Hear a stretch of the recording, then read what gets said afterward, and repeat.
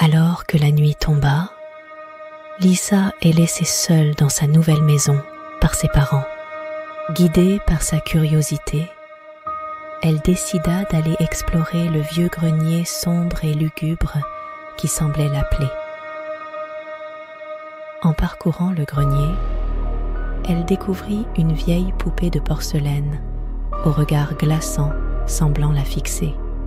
Intriguée, Lisa décida de ramener la poupée dans sa chambre afin de l'observer.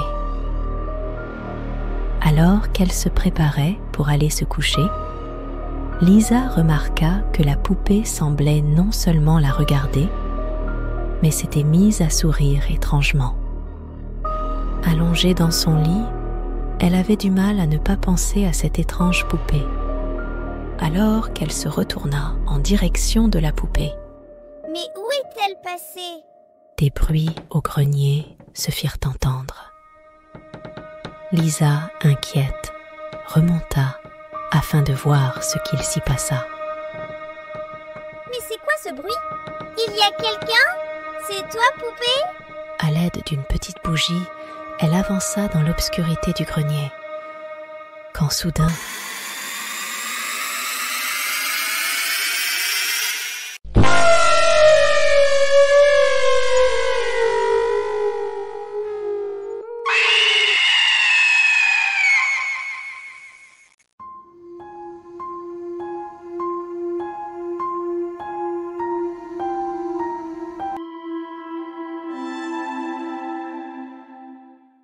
alors qu'il commençait à se faire tard, la conférence à laquelle assistait Eric se termina.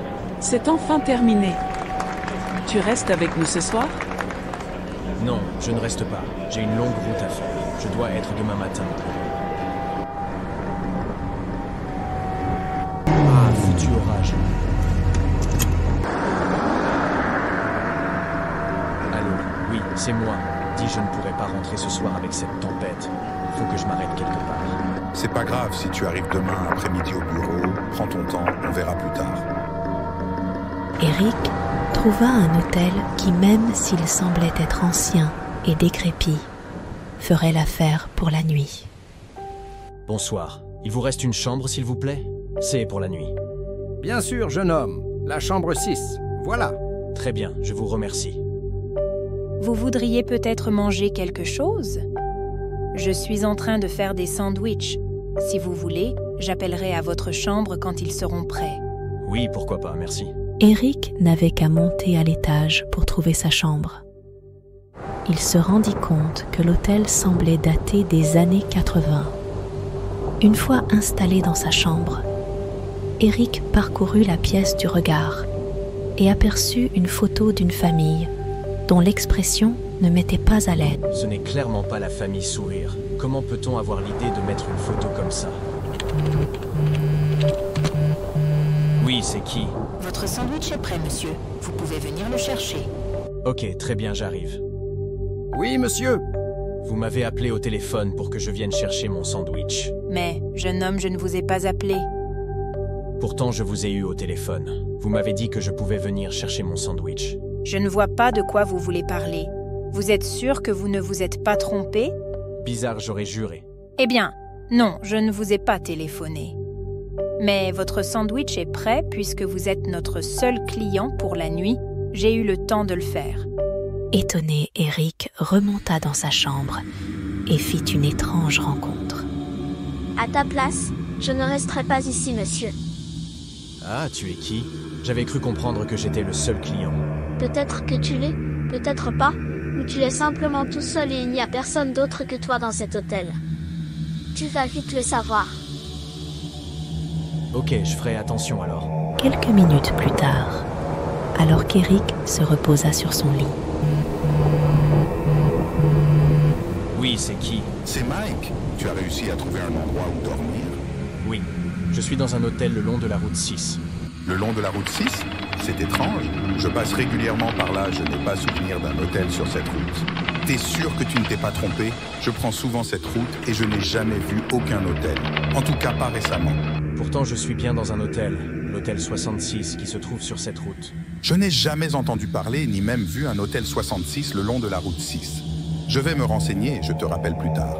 Alors qu'il termina son appel, Eric remarqua qu'un phénomène étrange se produisait avec le portrait de la famille qui se trouvait sur le mur de sa chambre, suivi de bruits provenant du couloir. Il sortit dans le couloir alerté par le bruit. Il découvrit à sa grande surprise que le couloir était à l'état de ruine. Eric se rendit à la réception de l'hôtel afin de comprendre ce qu'il se passa auprès des propriétaires. Là aussi, l'endroit était tombé dans un état de délabrement incompréhensible et les propriétaires avaient également disparu. En continuant ses recherches, il eut l'idée d'utiliser son téléphone pour avoir de l'aide. Mais son téléphone émettait des bruits étranges.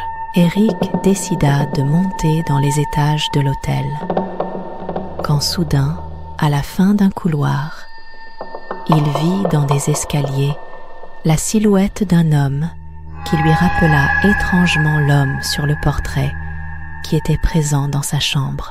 Eric, l'hôtel dont tu me parlais, il n'y a plus d'hôtel sur cette route depuis plus de 40 ans. Mike, je suis bien dans cet hôtel. Je ne sais pas ce qui se passe, mais quelque chose ne va pas. C'est impossible que tu sois dans cet hôtel. Il a été fermé et abandonné au début des années 80, après la mort de ses propriétaires. Je te l'avais bien dit que tu n'aurais pas dû rester ici. Eric sentit doucement la peur l'envahir. Il décida tout de même de monter au bureau des propriétaires du dernier étage. Dans le bureau, le propriétaire se tenait assis derrière son bureau. Son regard fixe ne suscita que la peur à Eric. Bonsoir, Eric. J'espère que votre chambre est à votre convenance. Qu'est-ce qui se passe ici? On ne se moque pas du confort du client, Eric. Surtout quand ce dernier devient client permanent. Quoi, comment ça? Bienvenue, Eric, à l'hôtel 66, duquel vous ne partirez jamais. Jamais je ne resterai ici. Eric descendit les étages à toute allure pour s'échapper de l'hôtel. Mais une fois devant la porte de sortie, celle-ci était fermée.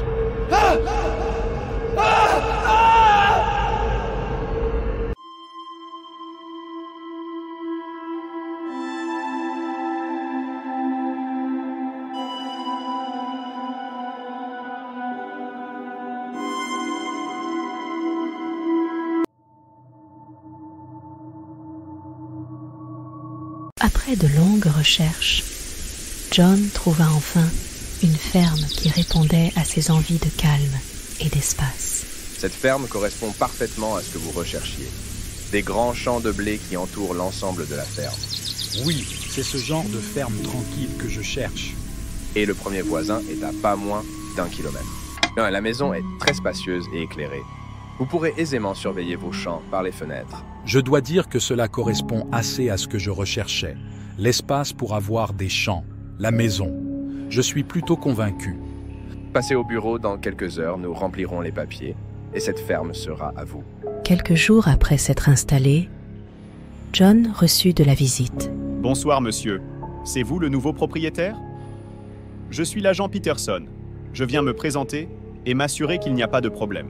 Bonsoir monsieur l'agent. Non, il n'y a pas de problème. Très bien. Mais si vous constatez quoi que ce soit qui ne vous semble pas normal, n'hésitez pas à téléphoner au poste. Ok, je prends note. Même si John était interloqué par ce que venait de dire le policier, il n'y prêta pas grande attention. Plus tard le soir, John reçut une visite inattendue. Bonsoir monsieur, je suis votre voisin si on peut dire. Je m'appelle Clay, Bill Clay. Bonsoir.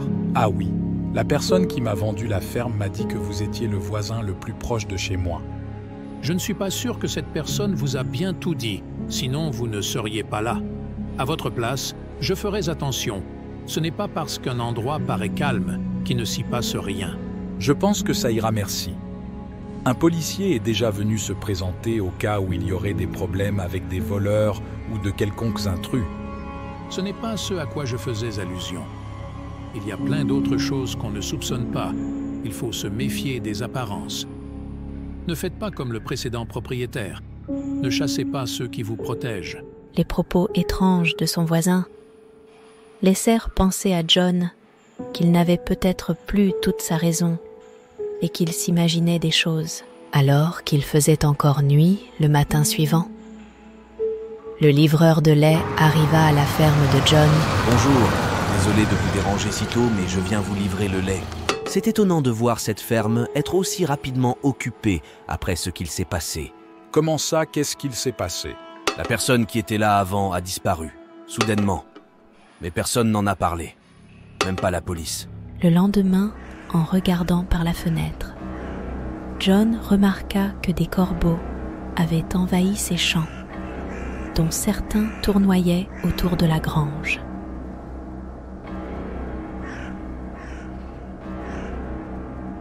John se rendit dans cette grange pour voir ce qui pouvait bien attirer leur attention. À part quelques bottes de blé séchées, il ne semblait pas y avoir grand-chose pouvant attirer leur attention. Il remarqua dans un coin sombre de la grange 3 épouvantails empilés et eut l'idée de s'en servir pour faire fuir les corbeaux. John prit ceux en bon état, l'autre étrangement ligoté à une plaque de béton. Semblaient se décomposer les vêtements marqués par les attaques de corbeaux. 2 jours plus tard, les corbeaux partis. Il vit l'épouvantail qu'il avait laissé dans la grange, dans le champ. John s'empressa de chercher des traces de ceux qui essaient de lui faire peur avec cet épouvantail à l'apparence inquiétante. Ne trouvant aucune trace, il laissa l'épouvantail à sa place, mais garda un œil à la fenêtre. Le lendemain soir, alors qu'il faisait le tour de sa ferme, John tomba sur la voiture couverte de sang du livreur de lait.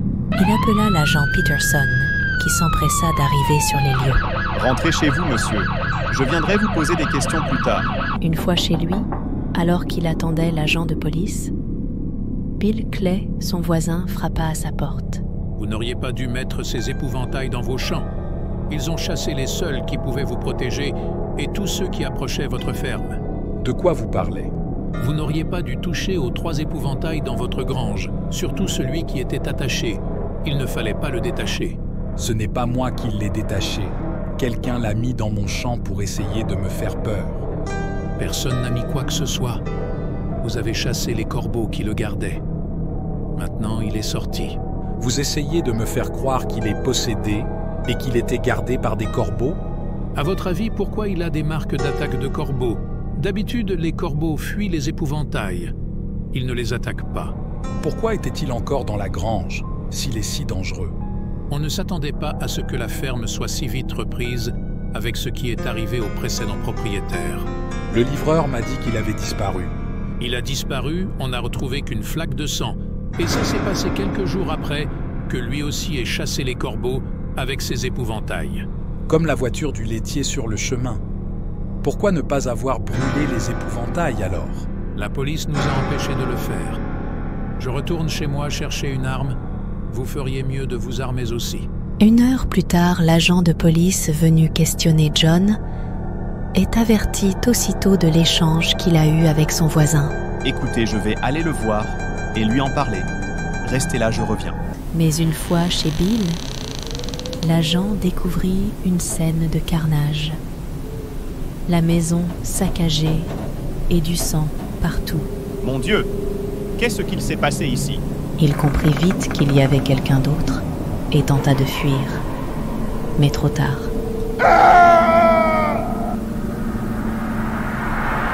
Finalement, ça s'est mieux passé encore que je l'espérais. Je ne pensais pas que le coup de l'épouvantail maudit fonctionnerait aussi bien pour me débarrasser d'eux.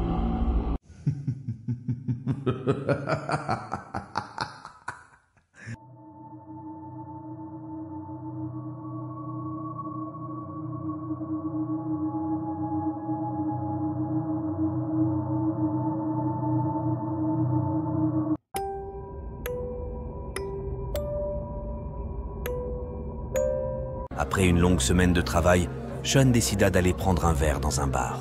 Alors qu'il était tranquillement assis au comptoir, une jeune femme rentra et attira immédiatement son attention.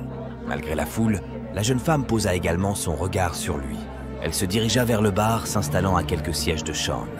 Après quelques secondes, ils commencèrent à engager la conversation. Alors, on vient se détendre seul? Un peu de détente ne fait pas de mal.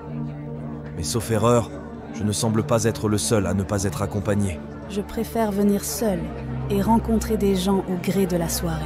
Tu dois rencontrer beaucoup de monde alors. Pas vraiment, non. Je ne viens pas tous les soirs. Ça fait même pas mal de temps que je n'étais pas venue. Pourquoi être venu ce soir alors? Je ne sais pas, un pressentiment. Après 2 longues heures à discuter, ils décidèrent de sortir du bar. Je ne vais pas tarder à y aller. Tu ne me l'as toujours pas demandé. Demandez quoi? Mon prénom. Isabella et toi?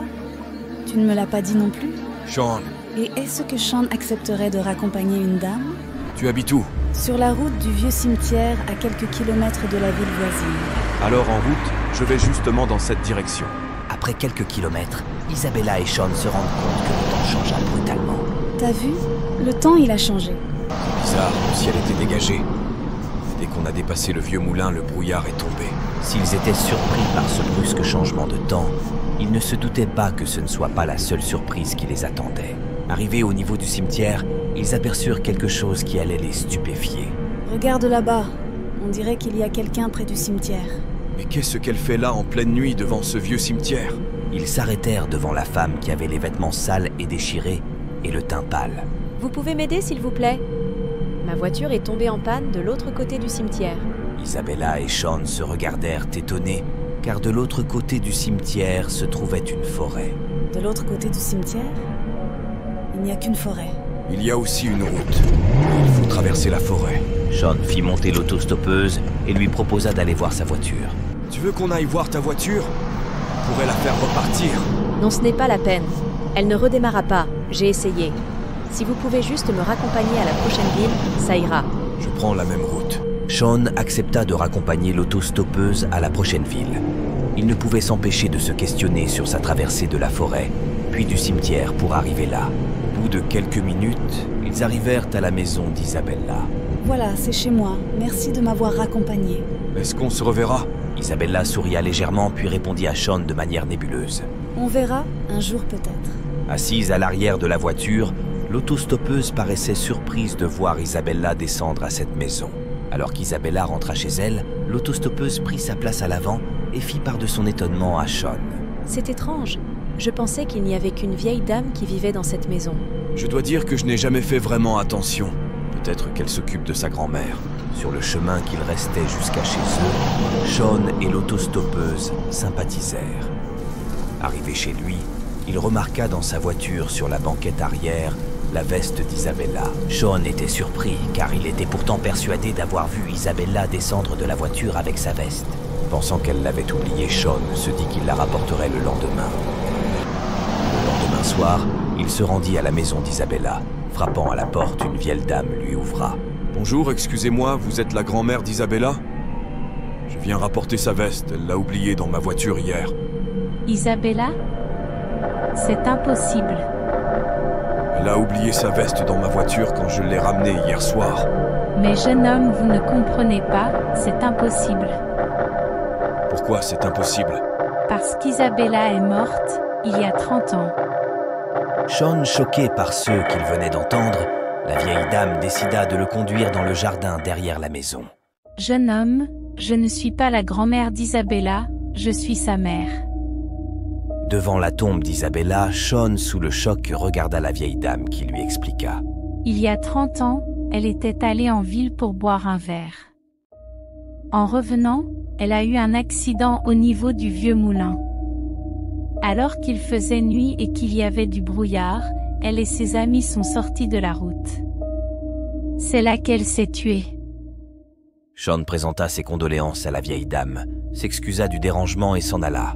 Alors qu'il s'apprêta à sortir de la maison, Sean remarqua sur un mur un cadre contenant un article de journal évoquant l'accident d'Isabella. L'article citait Isabella, mais également 2 autres personnes, une autostoppeuse et le conducteur. Paniqué, il se rend au cimetière pour en avoir le cœur net. Comme semblant être guidé par une force, il trouva une tombe qui semblait être la sienne. Il comprit.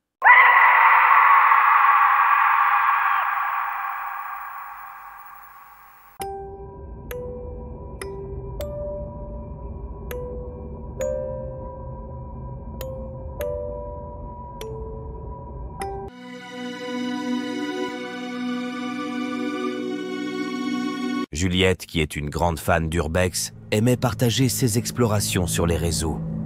Mais depuis quelque temps, elle ne trouvait plus d'endroits à explorer. Elle tomba finalement sur des images d'une vieille maison bourgeoise abandonnée depuis les années 70. Elle ne trouva pas beaucoup d'informations dessus, simplement que la dernière propriétaire se faisait appeler Madame de Montaris et que le domaine serait hanté par son fantôme. Juliette, excitée par cette découverte, savait que son exploration serait palpitante. Salut tout le monde, c'est Juliette. Ce soir, on se retrouve pour une nouvelle exploration. Celle de la grande maison derrière moi, qui aurait la réputation d'être hantée par son ancienne propriétaire. Donc, je vous propose qu'on aille l'explorer. Peut-être que l'on verra des événements paranormaux. Armée de son téléphone portable, elle s'enfonça dans le jardin pour trouver un moyen d'entrer dans la maison. Elle entra assez facilement par la porte de la maison qui semblait l'inviter à entrer. Les amis, finalement ça a été assez simple d'entrer. La porte était ouverte. Du coup, on va pouvoir explorer tranquillement. Allez, c'est parti. Juliette se lança avec enthousiasme dans l'exploration de la vieille demeure délabrée, en parcourant les différentes pièces de la maison. Juliette constata le délabrement des lieux. Regardez, c'est dingue! Je ne sais pas vous, mais je n'arrête pas de me poser plein de questions. Pourquoi les meubles sont restés là? Juliette arriva dans un grand séjour, le grand portrait d'une femme dans la cinquantaine, vêtue de noir, aux cheveux noirs et à la peau pâle, était accroché au mur. Juliette se sentit mal à l'aise devant ce portrait. Je ne sais pas qui est cette personne, si c'est la propriétaire, mais elle me fait un peu peur, je dois dire. Regardez, c'est bizarre. On dirait que le portrait vient d'être installé, il a l'air neuf. On dirait qu'elle me suit du regard quand je bouge. Bien qu'elle essayait de garder son calme, elle ne pouvait s'empêcher de frissonner. Elle s'empressa de quitter la pièce. Quelques minutes plus tard, alors qu'elle s'adressait à son public, des bruits se firent entendre. Il vient d'y avoir du bruit. Ça doit être la maison qui craque ou des bestioles qui se baladent. Continuant son exploration à l'étage, Juliette commençait à sentir doucement la peur la gagner. Brusquement, un frisson la traversa et elle eut l'impression d'être suivie. Il y a quelqu'un? Désolée les amis, mais j'ai l'impression qu'il y a quelqu'un d'autre dans la maison. Je n'arrête pas d'entendre des bruits. Malgré les bruits, elle continua d'explorer. Alors qu'elle était dans une des chambres, Juliette, occupée à filmer et à commenter l'état de la chambre, ne remarqua pas qu'elle n'était pas seule. Une silhouette noire apparut dans le couloir éclairé par l'éclat de la lune. Sortant de la chambre, la silhouette ne se trouvait plus dans le couloir. Mais derrière Juliette, à quelques pas, dans la chambre qu'elle venait de quitter, le sentiment de n'être pas seule se faisait de plus en plus ressentir. Elle commença à devenir méfiante et à regarder derrière elle. Quand soudain des bruits de pas venant du grenier résonnèrent, Juliette sursauta. Les amis, on aurait dit quelqu'un marchait. Je vais monter au grenier voir ce que c'est. Peut-être qu'il y a un autre urbexeur. En faisant le tour du grenier, elle constata qu'il n'y avait personne. Quand soudain, des chuchotements se firent entendre. Il y a quelqu'un? J'ai entendu des chuchotements. Ça devient vraiment trop bizarre. Je commence à flipper. Elle retourna dans le grand salon. Sur le chemin, elle jeta un coup d'œil rapide à toutes les pièces pour s'assurer qu'il n'y a personne. Quand derrière elle, Juliette sentit une présence se rapprocher et se fixa. Son cœur battant de plus en plus vite et son souffle paniqué se faisait entendre. Fixe au milieu du couloir, elle se retourna aussi rapidement que possible comme pour surprendre ceux qui étaient derrière elle. Mais personne. Le couloir était désert. Juliette soupira de soulagement puis elle sentit un souffle dans son cou, se retourna se trouvant face à face avec une femme toute vêtue de noir, aux cheveux noirs et à la peau pâle. Elle cria et descendit les escaliers en courant. Voulant sortir de cet endroit, Juliette se heurta à la porte d'entrée qui avait été fermée à clé. Un rire diabolique retentit dans la maison. Juliette se précipita dans le salon pour essayer de sortir par une des fenêtres. Mais là, la silhouette noire se tenait au milieu du salon. Elle se fixa un instant, puis se dirigea vers la cuisine, tenta d'ouvrir une fenêtre, mais toutes étaient bloquées par la rouille et l'humidité du bois des fenêtres. Alors que la silhouette arriva derrière elle, Juliette l'aperçut. Paniquée, elle retourna à l'étage. Une fois à l'étage, elle entra dans une chambre aux fenêtres cassées, regarda par une fenêtre, pensant sauter par la fenêtre. Elle eut l'idée de prendre le matelas qui se trouvait sur le lit pour amortir sa chute. Mais en se retournant, elle vit la silhouette noire dans la chambre s'approcher. Elle monta sur le bord de la fenêtre et sauta dans le vide, espérant que la végétation abondante du jardin amortisse sa chute. Un buisson amortit la chute de Juliette qui se releva rapidement et sortit en courant du domaine. De retour chez elle, Juliette tomba de fatigue. Le lendemain soir, alors qu'elle regardait sur son ordinateur la vidéo de son exploration, elle entendit un bruit sinistre derrière elle et se retourna.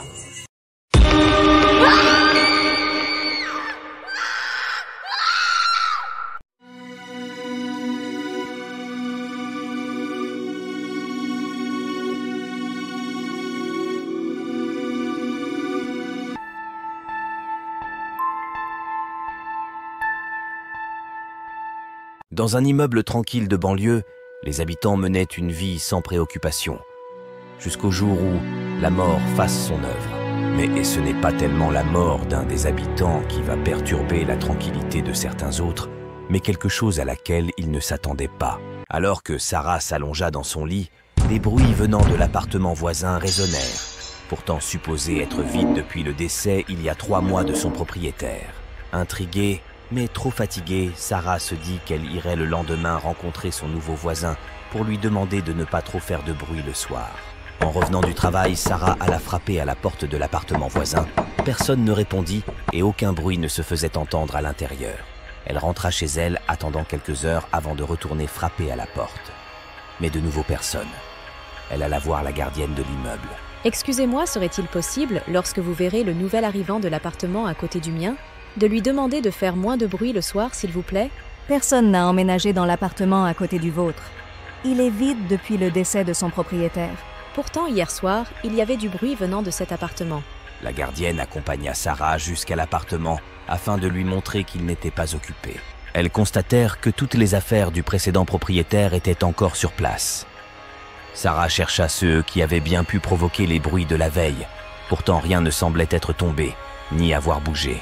La gardienne expliqua qu'elle avait certainement confondu avec le bruit venant d'un appartement du dessus ou du dessous. La nuit suivante, Sarah se réveilla. Une musique venant de l'appartement d'à côté se fit entendre, sortant dans le couloir pour en avoir le cœur net. Elle vit la porte de l'appartement ouverte. La musique semblait provenir d'une pièce du fond. Éclairée par la lampe de son téléphone, elle s'enfonça dans l'obscurité de l'appartement. Elle entra dans une chambre dans laquelle se trouva un gramophone jouant de la musique. L'arrêta quand la porte de la chambre claqua violemment derrière elle.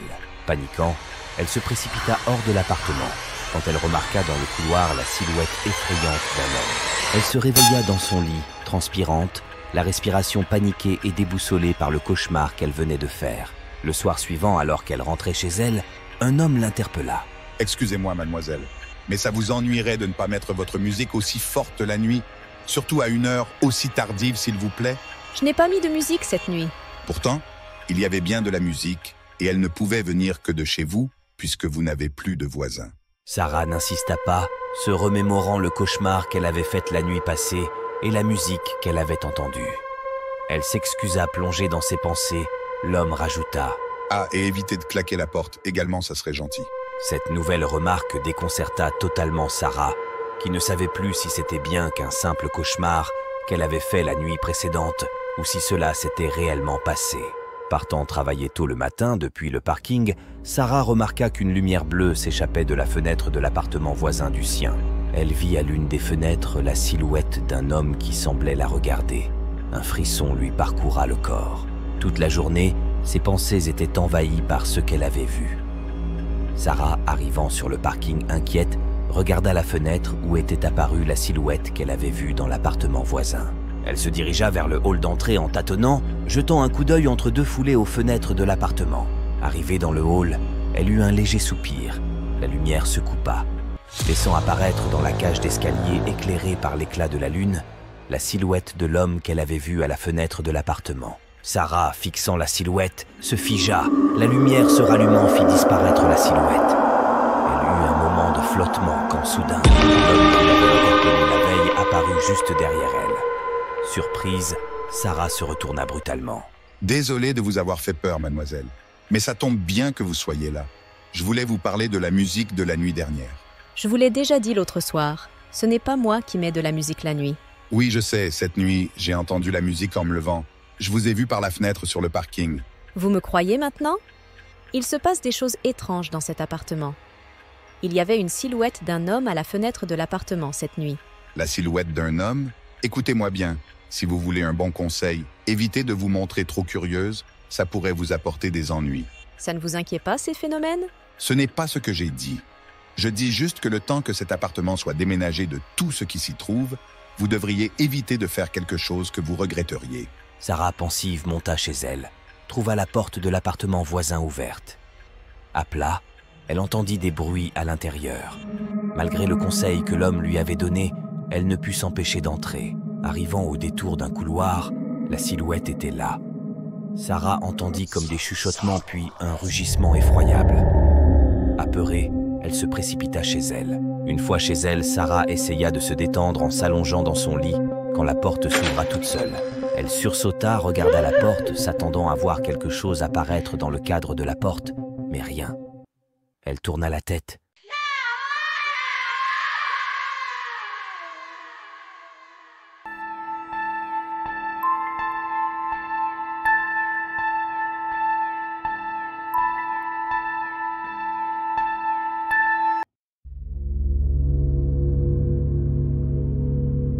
Après avoir économisé, Jenny allait enfin pouvoir accéder à son rêve d'avoir sa propre maison. Non seulement elle allait avoir sa propre maison, mais elle ne put s'empêcher de choisir une maison qui allait parfaitement avec sa passion pour le paranormal, le surnaturel et l'horreur. La maison que Jenny avait choisie n'avait pas coûté cher. Elle était en vente depuis des décennies. Elle était vieille, loin de tout, lugubre et abandonnée depuis des années. Il y avait des histoires d'après lesquelles elle serait construite sur un ancien cimetière et des événements paranormaux s'y seraient produits. Jenny emménagea rapidement. En allant se débarrasser d'affaires dans une décharge, elle tomba par hasard sur une planche Ouija dans les détritus. Elle se dit que ça pourrait faire une bonne soirée avec son meilleur ami pour fêter son emménagement, même s'il n'était pas autant fan de paranormal qu'elle. Tu n'aurais pas pu choisir une maison qui n'était pas construite sur un vieux cimetière? C'est assez glauque. Oui, mais ça n'aurait pas été aussi cool. Tu ne vas pas un peu loin dans ton délire de fan d'horreur? Mais non, viens, on va s'amuser ce soir pour fêter ça. Juste tous les deux? Tu as prévu quoi? Invoquer des esprits? De parler avec les morts? Ou les réveiller? Bien vu. À la décharge, j'ai trouvé une planche Ouija. On va parler aux esprits ce soir. T'es sûr que c'est une bonne idée de vouloir jouer à ça dès ta première nuit dans cette maison? Justement, cette maison a tout ce qu'il faut pour que ça marche. En plus, elle est construite sur un vieux cimetière, ça pourrait marcher. Tom n'était pas aussi enthousiaste que son ami de jouer avec la planche Ouija. Il connaissait leur réputation. Même s'il ne croyait pas forcément à leur pouvoir, il avait quand même une légère crainte de jouer avec, surtout dans une telle maison. Jenny prépara la table, éteignit les lumières, alluma des bougies et posa la planche devant elle. T'es prêt? On va commencer. Et si ça marche? Tu es sûr de ce que tu veux faire là? Mais oui, ça serait génial si ça marchait. Jenny posa ses mains sur la planche, ferma les yeux et prononça quelques paroles pour tenter d'entrer en contact avec des esprits. Dans les ténèbres, je vous vois. Par les mots anciens, je vois dans l'au-delà. Ça n'a pas l'air de marcher. Pourtant, je fais comme il faut. Peut-être, mais ça marche pas. Ce n'est qu'une légende. Pouvoir communiquer avec des esprits grâce à une planche Ouija. Déçue, Jenny alla retrouver Tom dans la cuisine. Alors qu'ils discutaient, ils entendirent frapper à la porte. Ouvrant la porte, personne n'était là. Seul le bruit du vent glacial dans les arbres se faisait entendre. Ils refermèrent la porte et retournèrent dans la cuisine, quand un bruit retentit à l'étage. Tu as entendu ce bruit? On aurait dit qu'une porte se fermait. C'est certainement le vent qui fait craquer le bois de la maison. Alors que les deux amis écoutaient si d'autres bruits se produisirent, un coup de tonnerre violent éclata suivi d'un orage, puis des pas à l'étage. Il y a quelqu'un là-haut? Mais à qui tu parles? Il n'y a personne. Tu as bien entendu que quelqu'un marchait au-dessus? Peut-être que ça a marché avec la planche Ouija. Jenny, excitée par ce qui se passa, retourna sur la planche pour essayer de nouveau de rentrer en contact avec les esprits. Après quelques secondes, un étrange silence régna dans la maison. Puis, brutalement, un bruit assourdissant explosa dans la maison. Au pied de l'escalier, Jenny et Tom entendirent une voix provenir de l'étage.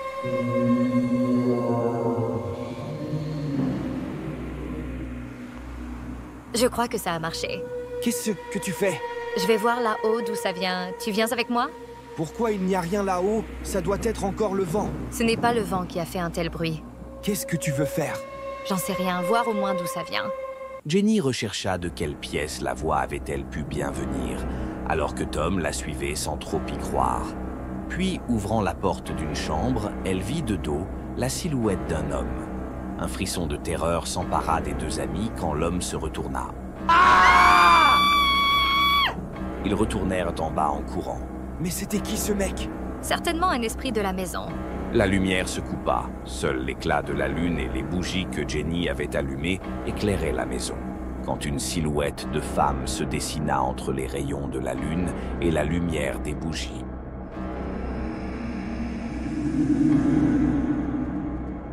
Dehors, un orage redoubla d'intensité. Des voix funestes commencèrent à s'élever. La panique commença à gagner les deux amis. Il faudrait que je puisse accéder à la planche de Ouija. Je pourrais peut-être les faire disparaître en récitant une formule.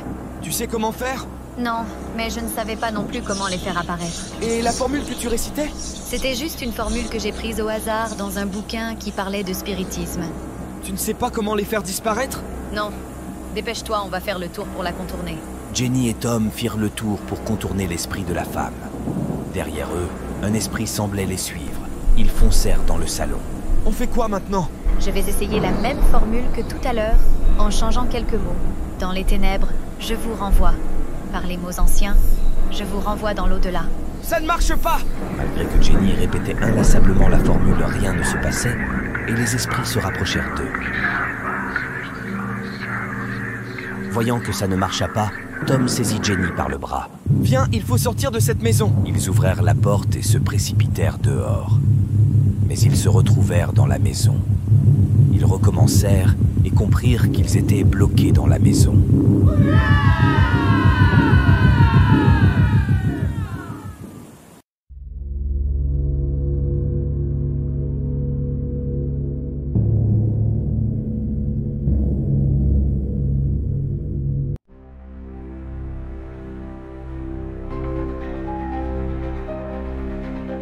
Après de longs mois de travail, Will et Sam se rendent dans le camp de repos dans lequel ils ont été invités après avoir gagné à un concours.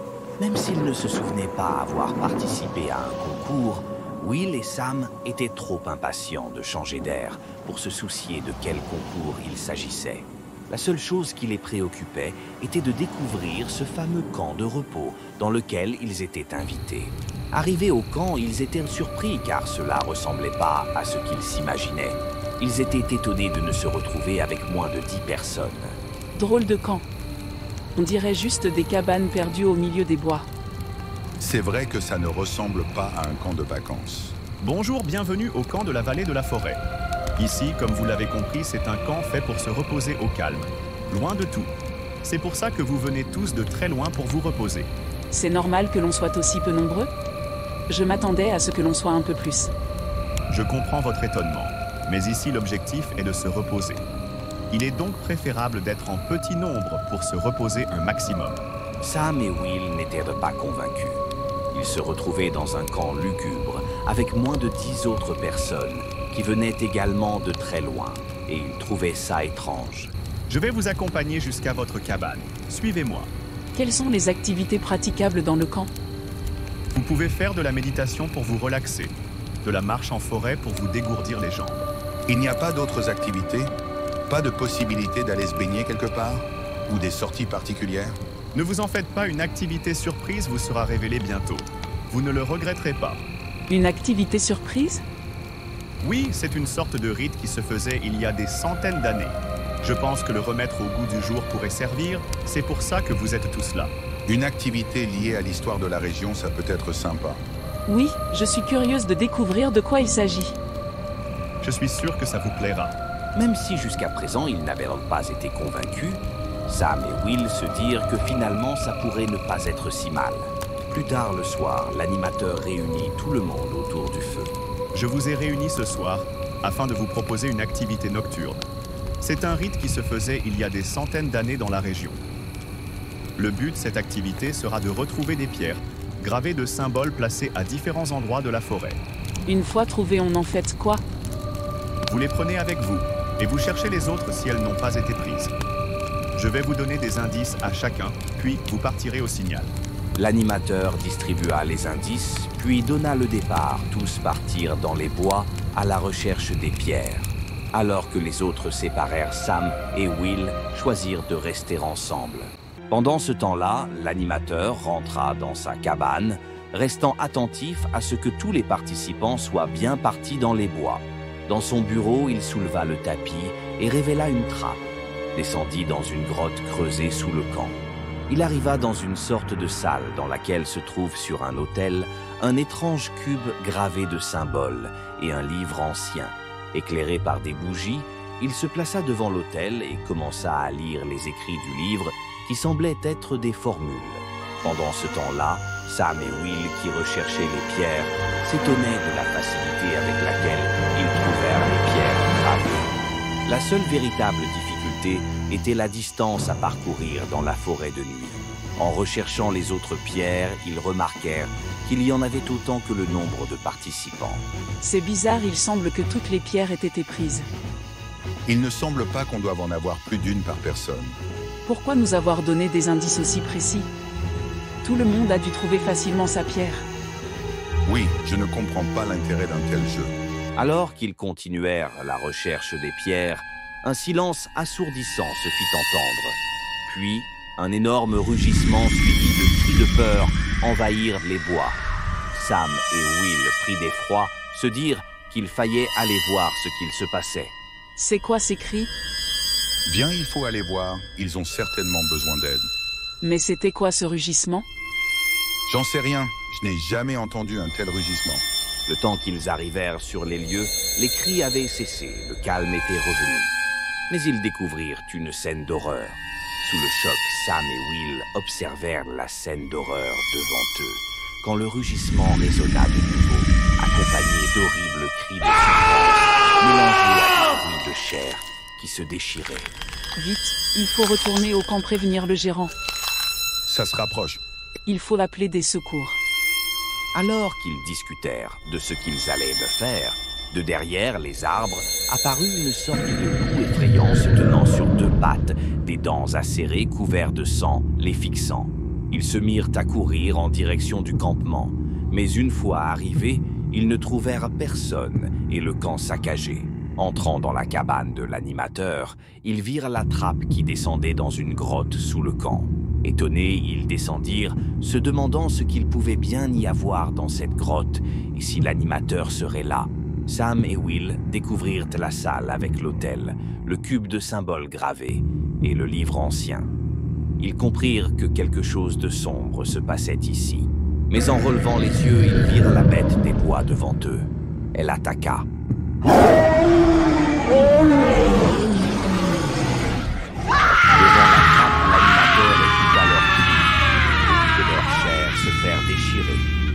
Se félicitant d'avoir accompli le rituel, en voyant la bête sortir, il comprit trop tard.